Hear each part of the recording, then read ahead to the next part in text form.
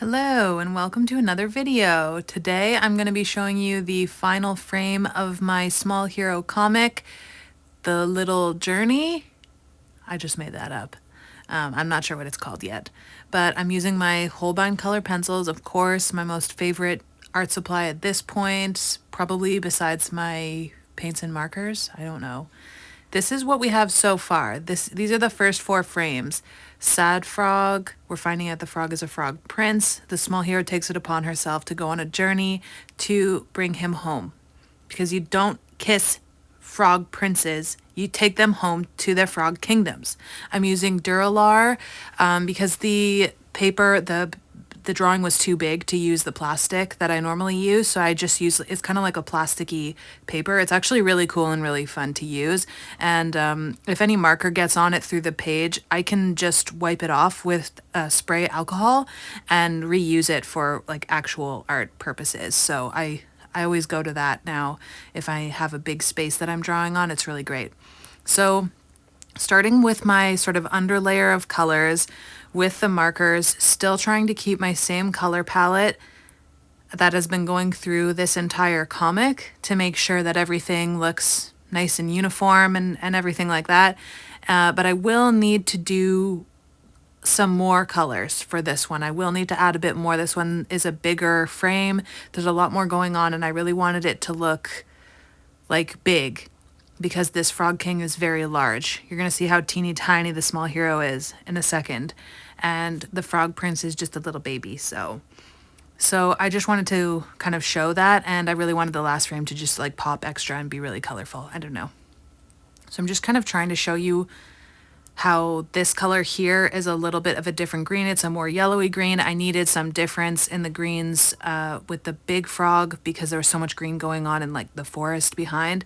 And he lives, this is his kingdom that he lives in. It's like a swamp with a bunch of trees, and he's pulling himself up on the trees to go meet them.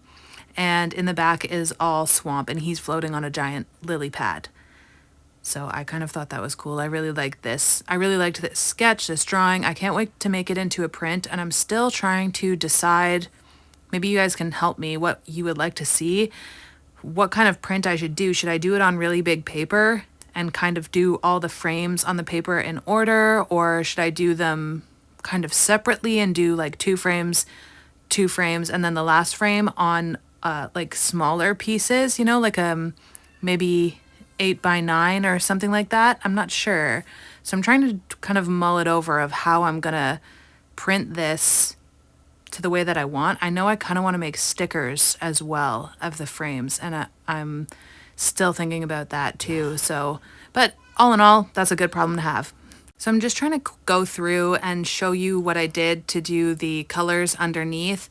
I wanted to really get a sense for where I was going with the lighting with the markers, but I did also want to keep it as sort of an underlayer. I wasn't going too crazy. I just wanted to have the tones, everything, and the shadow where I wanted it and stuff like that, and kind of just have a nice layer. As always, if you've been here with me for a little bit, then you know I like to really mess around with the color pencils, because that's, I find, like really brightens everything up, and I can change the colors and mess with them more nitpicky than I would with the markers. And I can always erase color pencils, to be perfectly honest. That's why, because I can always erase it, and I'd rather be safe than sorry. So I just wanted to really also put some more trees and shadow in the back and kind of create a nice little atmosphere there to show that he's really pulling himself out from the swamp and showing. Then I was getting frustrated because I had a big mess of markers on the table. There's nothing I hate more than not being able to move my right hand properly because there's so many markers and colored pencils beside me. But this happens like every time, especially when I'm doing a big thing like this, and then I get frustrated and then I have to take a little break. Anyways, I started doing the color pencils now. I'm super happy. I think this was a new one that I had picked up, and it's a really, really pretty dark green. Oh, I love it so much. And oh yeah, as well, I did a little circle with a picture of what the Frog Prince's, here's me cleaning up. I did a little picture of the Frog Prince's face and what he kind of looked like while the small hero is holding him up with her arms to show the king, and I wanted to show him happy so that there was like a nice conclusion at the end, and you can see that he's happy, he's back at his home, he's grateful to the small hero, job done. And I wanted to have some mist in the back, so I used my classic colors. I just like always pull out that light aqua color, I would call it. Wish I knew the color names, but I didn't pay attention to that. Next time I'll try to remember the color names, but it really doesn't matter because just do whatever you want, you know? Just try and pick some like low saturated colors and some high saturated colors and then mix those two. And that's what I find gives me a good result. So this is also my double sharpener. I don't know, that's my long point sharpener. I don't know if anybody else uses those, but I do really, really like using it, but it also kind of makes the pencils break more often. So sometimes I use the short sharpener depending, because these pencils are quite soft, but sometimes you just need a really pointy tip. You know what I'm saying? So anyhow, I kind of noodled around quite a bit with these color pencils a lot, and with the markers. Frankly, this took a really long time. I really wanted it to be perfect. I really liked the sketch and I was feeling the pressure, but I think it turned out really well. I did try to take my time. This took quite a few days to complete. I don't have a lot of time to do it though, so it's not like I was taking like 6 hours at a time. It was probably I was picking it up, doing it for 2 or 3 hours, and then putting it back down. But there's a lot of layered colors. Check it out. I don't know why I did that. I just thought it would be a cool shot. I told you I was doing more B-roll, and this is what I've come up with. And then I did the teeniest snails. My kind of regret was that I did want to show those snails a little bit more. They were sort of one of my favorite parts of the drawing, and I feel like they aren't sticking out that much, but it's also kind of nice sometimes because it's like you have to look close to see them. So I'll work on that next time. They just kind of got muddled in with the colors of the trees. So maybe I should have made them more of a blue color or something that pops instead of like a yellow. But hey, you know, you live and you learn. What can you do? So I'm working on this little frog now, just doing the outline. And this is where a good example of where the coloring with the marker first. See how tiny she is? That's my thumb. She's so small. I colored with the marker first because it really puts a nice layer of color down underneath the color pencil so that you don't have to do so much work with the color pencil. You can really just make the colors pop with it, so it really shortens the amount of work you have to do.